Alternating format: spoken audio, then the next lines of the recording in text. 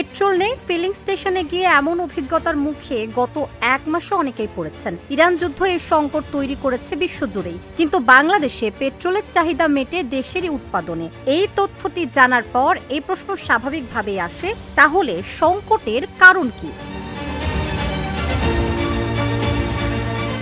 দেশে জ্বালানি তেল আমদানি, উৎপাদন ও সরবরাহের সরকারি সংস্থা বাংলাদেশ পেট্রোলিয়াম কর্পোরেশন বিপিসি সূত্র বলছে, দেশে গত অর্থ বছরে পেট্রোল বিক্রি হয়েছে 4,62,000 টন।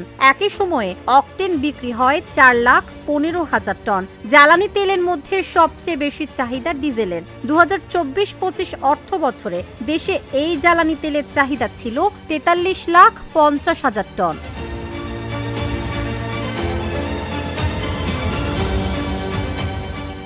দেশে পেট্রোলের চাহিদার পুরোটাই যোগান আসে দেশীয় উৎপাদন থেকে। গত অর্থ বছরে পেট্রোলের চাহিদার 16% আসে সরকারি শোধনাগার চট্টগ্রামের ইস্টার্ন রিফাইনারি লিমিটেড ERL থেকে। বাকি 84% যোগান দেয় বেসরকারি শোধনাগারগুলো।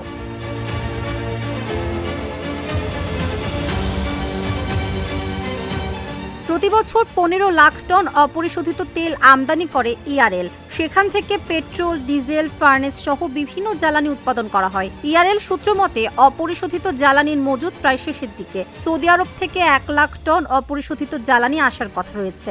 এটি দ্রুত না এলে ERL এর উৎপাদন বন্ধ হয়ে যেতে পারে। সেক্ষেত্রে কিছুদিন বন্ধ থাকবে পেট্রোল সরবরাহ।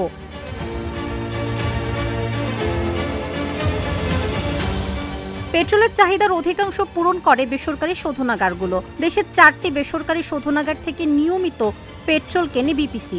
এগুলো হচ্ছে চট্টগ্রামের super petrochemical limited, Partex petro limited, নরসিংদীর অ্যাকোয়া রিফাইনারি লিমিটেড ও বাগেরহাটের পেট্রোম্যাক্স রিফাইনারি লিমিটেড। দেশের বিভিন্ন গ্যাস ক্ষেত্রে গ্যাসের উপজাত হিসেবে পাওয়া ও আমদানি করা কনডেনসেট শোধন করে পেট্রোল উৎপাদন করে তারা।